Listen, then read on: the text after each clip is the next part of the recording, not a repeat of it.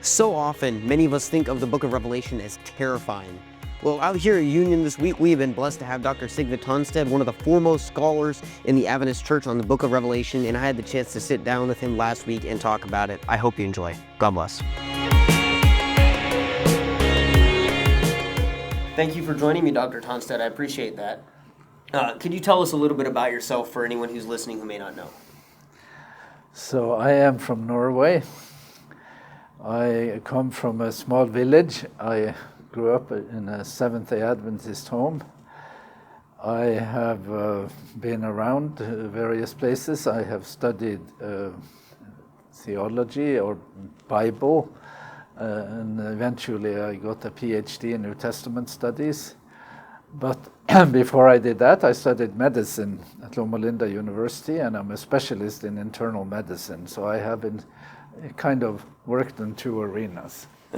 So you're a doctor of theology and a doctor of medicine. Yeah, but theology, I call it biblical studies rather than theology, because I read text. My approach in so-called theology is textual, so I work on very specific texts, and I really enjoy that.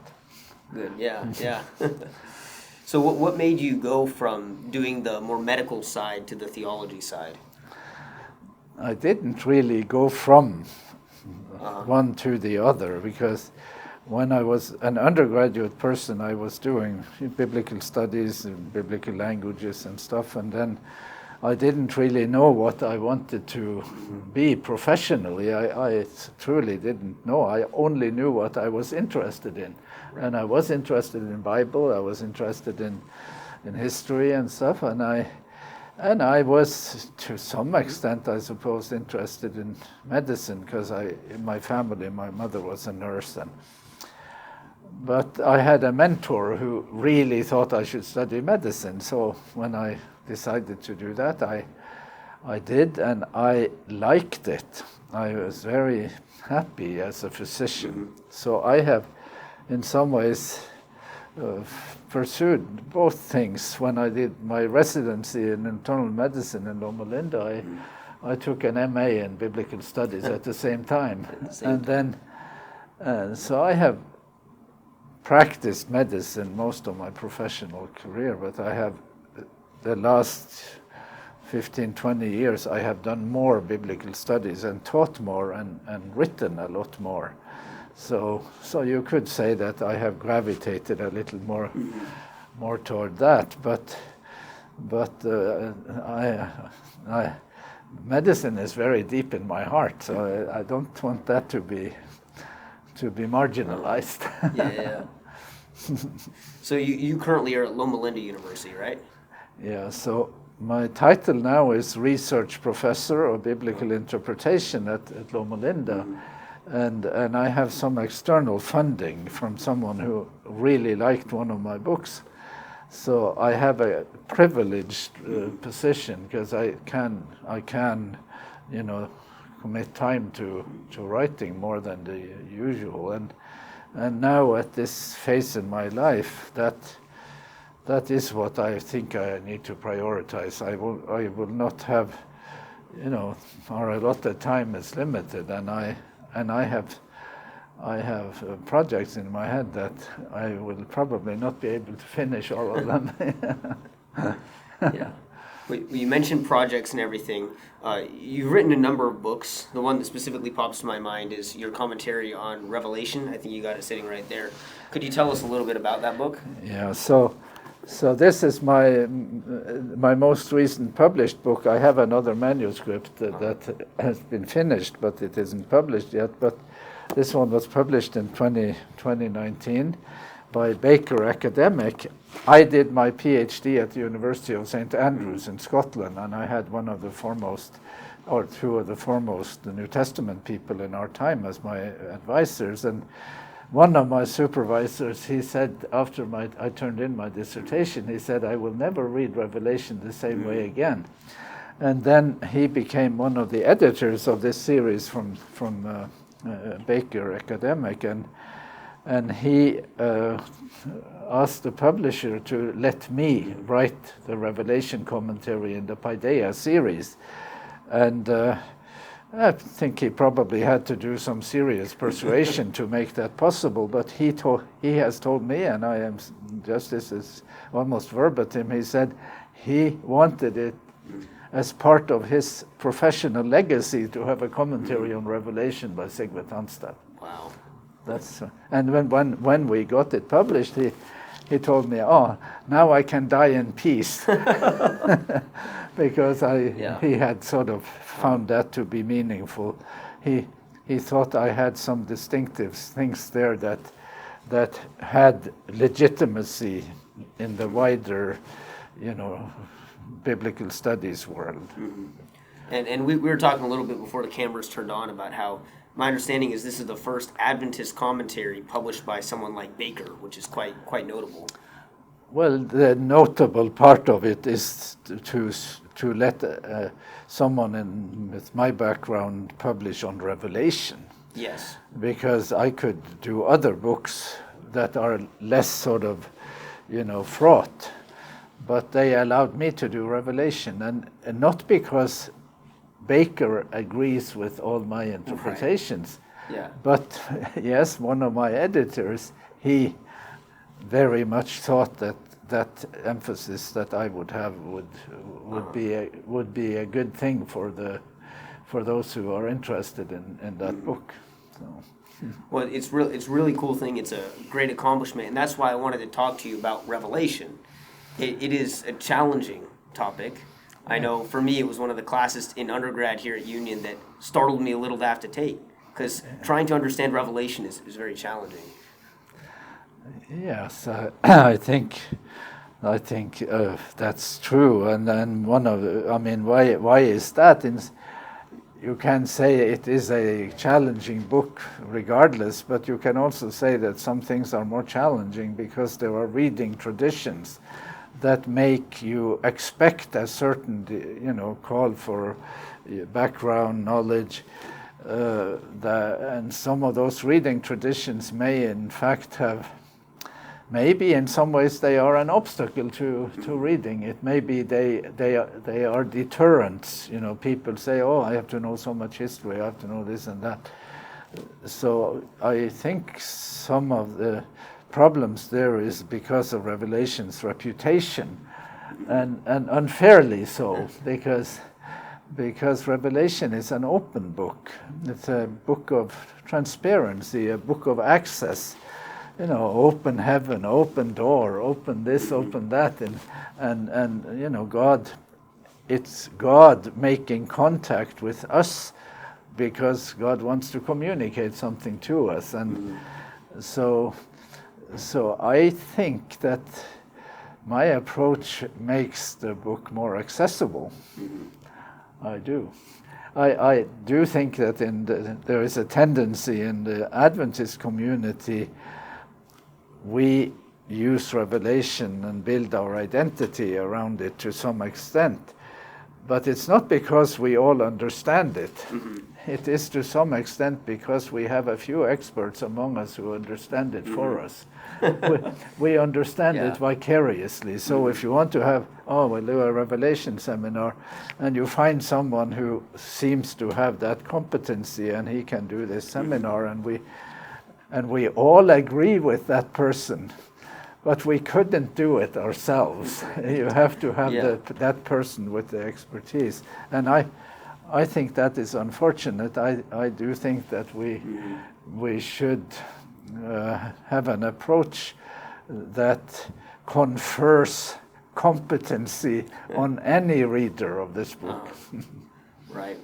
So because of what you just addressed, there are people who are not educated at all in the book of Revelation. And in the world that we're in, there's people who only listen to TikTok or YouTube for their information about the end of the world and the apocalypse.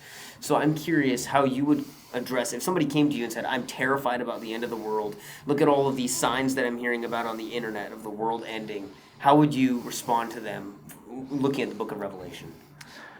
Well, there are There are two things I would say about that, just to kind of pull Revelation a little bit away from this end of the world, scenario. So in my view, there are three methods, three ways, three things that everyone should do, and if they want to read Revelation. Number one is to read it again and again, to become a rereader. Yeah. That you can't do it in one read through, because Revelation is so woven. There are so many threads, and something at the end of the book was hinted at the beginning of the book. So you need a sense of the whole in order to do it. So become a rereader. The second thing is that Revelation uses the Old Testament more than any other book in the New Testament. So you cannot read Revelation competently without paying attention to those Old Testament allusions, echoes, quotations. And the third thing is that when you read Revelation, this is a very important point, you have to acknowledge from the book itself that God is not the only one at work in the world. There is a demonic reality. There is a cosmic conflict. And some of the texts in Revelation are read as though this is something God is doing. It's describing what God is doing.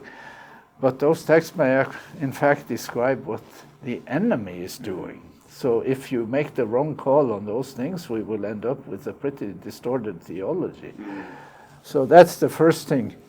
So you don't need to read history as much as you need to read the Old Testament. And then to just pull it away from this end of the world sense, Revelation doesn't just foretell the future, it explains the present. Questions that have accumulated, if I could use a difficult word for that, it would be the word theodicy. Why does God seem to be absent? Where is God in terms of present human experience? So this is not, Revelation, what is that event? What is coming next after that?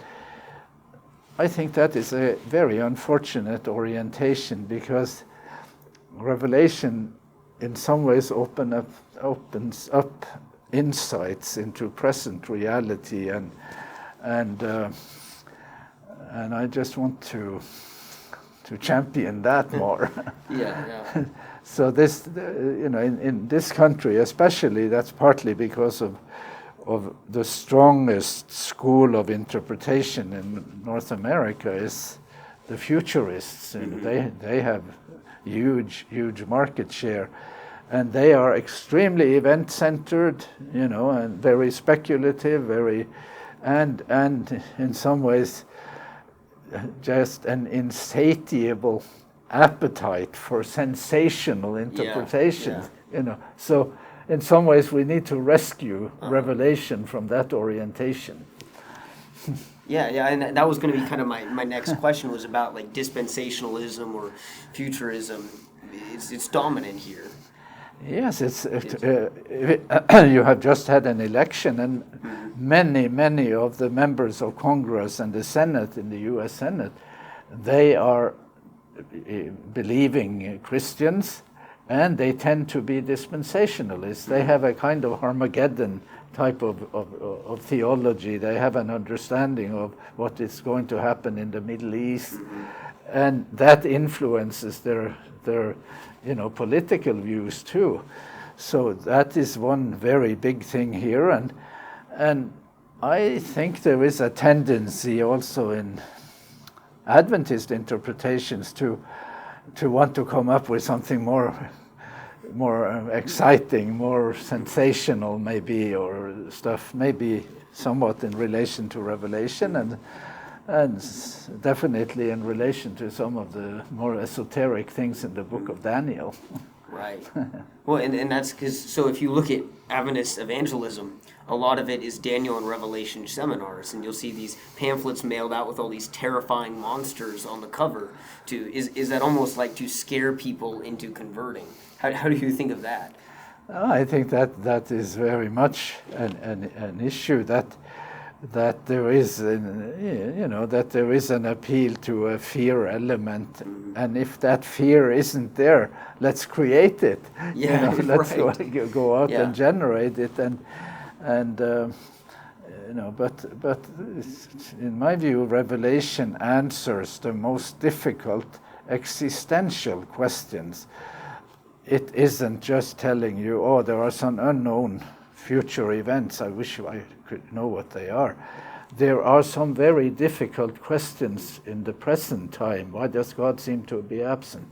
The Holocaust that happened in the 20th century, a searing experience of God's apparent absence.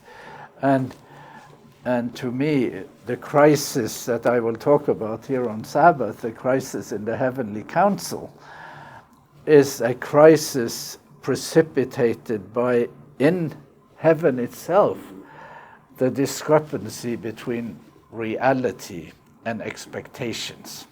So there is in some ways a crisis of confidence in God, and then someone has to come and unseal the book, and unsealing that book isn't just to give us a kind of event sequence, because the so-called events depicted when the book is unsealed are extremely familiar realities. There is war, there is famine, there is persecution, there is a huge discrepancy between expectations and reality.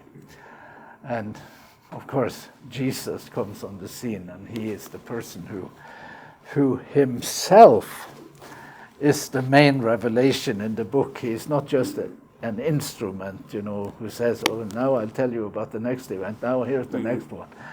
No, he is himself the revealer. I love how you attach it to the present, because that makes it practical. I am curious about, because so in the Seventh-day Adventist interpretation, you have we say the stars fell on this date and the dark day was on this day. Do you think that that's good for us to pick specific events that are happening around us and say that is this in Revelation, or do you think that can cause issues? Yeah, I think it can cause issues, and it's also that these events that we have made to be very end time events, they seem to be that to those who experienced it at that time.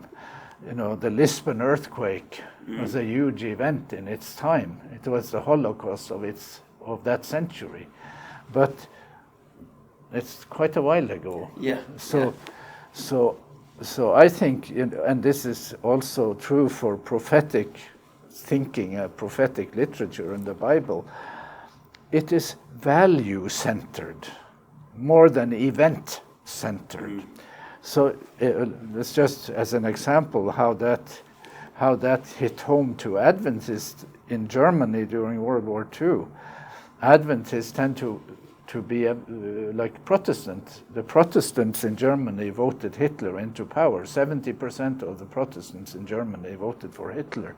They thought he was, a person who, was good for the country and so on.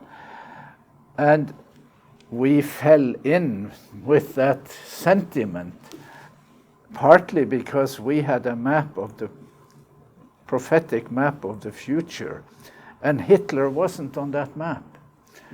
So, who was on that map? The Pope was on the map, America, and so on. So Adventists found themselves in some ways going to Sabbath school in the morning and marching with the Hitler Jugend in the afternoon, because we did not have a value-centered approach. We had an event-centered approach, and that, we have to say, really, really failed as had we had values, we would have known. We would have known that Hitler was Moloch, we would not have made such a calamitous mistake.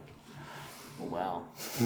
I have not thought of it in that way. Is having to settle in for a second the way that you just described. I'm sorry. It. No, that's profound. The value centered. Oh, that is and the main value is embodied in the revealer himself, in Jesus himself, because in Revelation he is identified as the lamb that was killed with violence. He is not a perpetrator of violence. He is a victim of violence, and he defeats the opposing side, not by violence, but in some ways being the recipient of violence. He kind of allowed the devil to walk into a trap, as it were, to expose him and he, the other side, Satan, the devil, the serpent, is the perpetrator of violence, and somehow, despite Jesus being a victim, he is nevertheless the winner.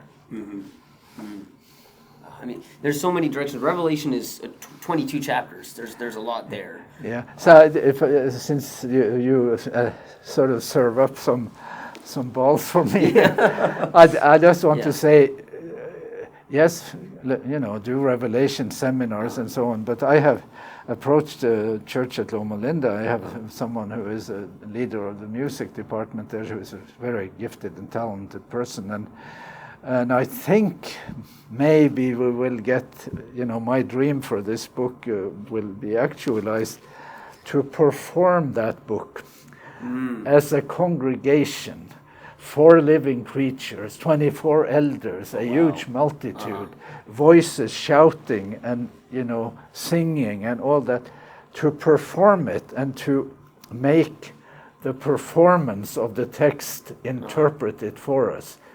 That the format for understanding Revelation that is least suitable to this book is to do a Revelation seminar. That's interesting. You have to perform it. You have to hear these voices. Someone shouting loud, and someone, there is rumbling here, and there are thunders there, and the performance will make it easier to understand that there is a competition in the book. I'll give one example of that. In Revelation chapter 4, it says that the heavenly beings, they do not stop day or night saying, holy, holy, holy. When I was a child, when I heard that, I thought, heaven is really a boring place. How in the world, day and night, holy, holy, holy.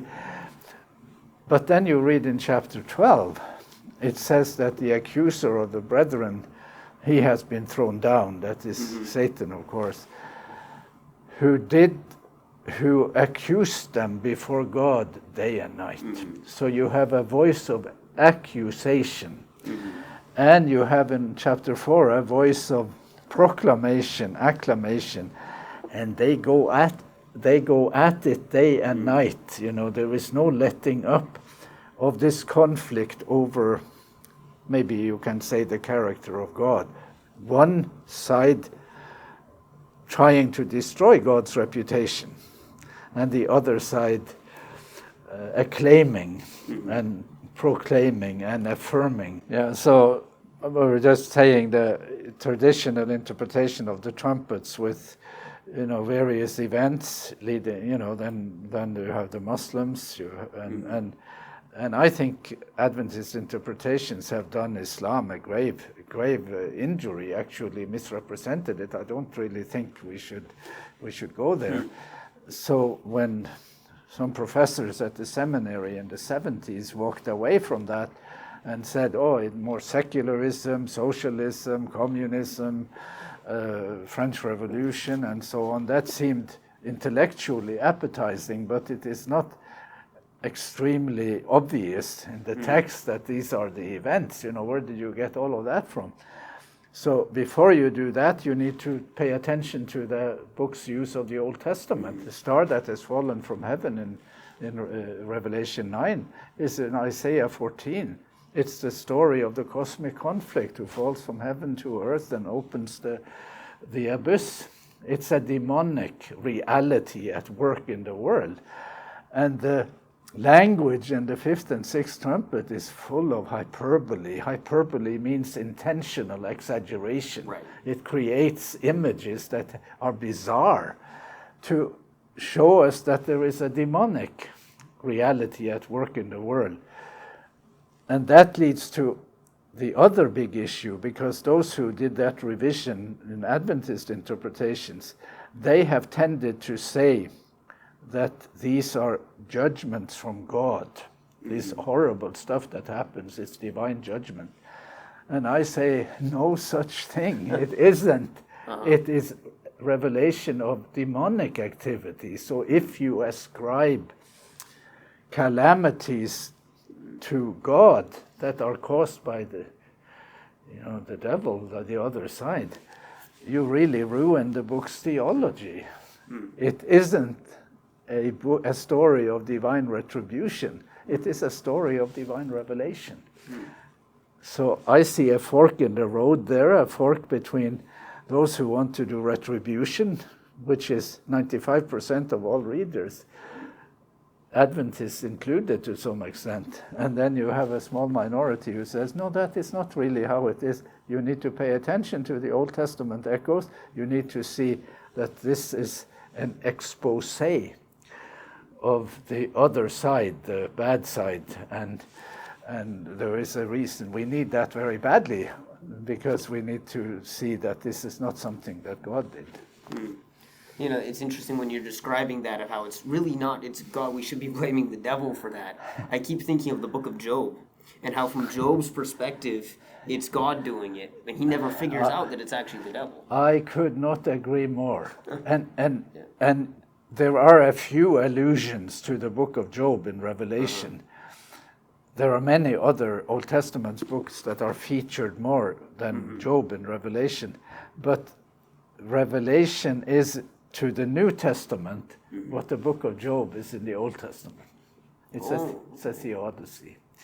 These are two complementary books to explain God's ways and to help us, see things right. Of course, Job thinks too, why are you doing this to me, God? And we have a similar issue in the book of Revelation. They are wonderful books, and maybe they are both the most, the most intellectually sophisticated books in the Bible in many ways. Job, of course, is an amazing composition, and Revelation is also a book with enormous artistic qualities. So. Well, and something that's actually kind of similar between Job and Revelation is there's been a lot of dispute about exactly who wrote them over the years to some degree. And I've asked a lot of different scholars about authorship of books, and usually the answer I get is, I don't know. But I am curious if you think the John who wrote Revelation is the same as the John who wrote the Gospels and the Epistles. Yeah, the majority view is that they aren't the same. But I say in my commentary, I say that both the Gospel of John and the Revelation, they have very different language. The apocalyptic idiom in Revelation is quite different than in Revelation. But the cosmic conflict theme in Revelation, of course, no one will deny that, but the cosmic conflict theme in the Gospel of John is more pronounced than in the other three Gospels. So thematic, in terms of concept of the world, concepts of reality, they are very similar. And I say in my commentary that it would be remarkable if we could find two people who could write such books. That would really be something. But it is easier to believe that it was one person who did it than two, because they are so remarkable that could you even find two people like that, we should be happy we found one, That's a smart way to go. I haven't thought about that either. No, I do think there are textual and contextual issues to defend, one a single author, but that is not the majority view. Right. So I wrote many pages to explain my view, and my publisher said, "You have written way too much about that," so I had to leave it out. Oh, I got left out. Okay. Well, like I'd mentioned earlier, the attention span of the modern viewer or listener is very short. So, of course, we could keep going, I'm sure, but I think we'll probably have to end off here for the sake of that. But before we go, could you tell people where they're able to get that book or some of your other books as well? Yeah, so sure, they are books on my other books are all available on Amazon. Mm-hmm. My Sabbath book has been published by Andrews University Press, and on Sabbath afternoon, maybe after sundown, we will have a book exhibit here when I have my final final presentation here Sabbath afternoon. I think the meeting Sabbath afternoon starts at 4 o'clock. So we will have an opportunity for people to see some of the books. Mm-hmm. Well, and if you're listening to this after the fact, Dr. Tonstad's going to be lecturing here at Union Adventist University, and I think I can probably leave the links to those lectures online as well, so people can be redirected to Good. those. Otherwise, they are readily available from... Yes. I shouldn't advertise Amazon, but what do we do? Yeah, and Amazon's the easiest place for a lot of people. Sure. Well, thank you so much for joining me, Dr. Tonstad. I really appreciate your time. Thank you very much for having me, for excellent questions. Oh, thank you. All right, and God bless to those of you listening. You've been listening to What is Truth with Payton Arnett. What is Truth is created by Payton Arnett. Video editing by Matthew Taves. Theme music by Samuel Mowdy. Thank you for listening. God bless.